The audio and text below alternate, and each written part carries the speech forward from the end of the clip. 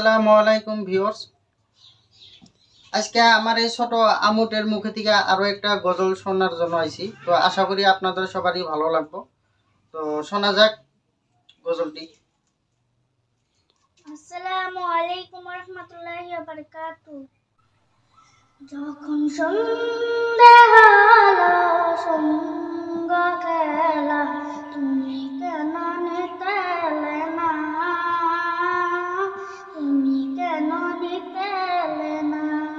যখন রাত্রি হলো ডুবলো বেলা, তুমি কেন নেই পাশে মা? তুমি কেন নেই পাশে মা? সকালে বলে সবার আগে উঠেও দেখে চাই না মাঝে, এখন কেন আগের মতো সুর জানি না। যখন সন্ধ্যা হলো সঙ্গ খেলা, তুমি কেন নিতে এলে না? তুমি কেন নিতে এলে না? যখন রাত্রি হলো ডুবলো বেলা, তুমি কেন নেই পাশে মা?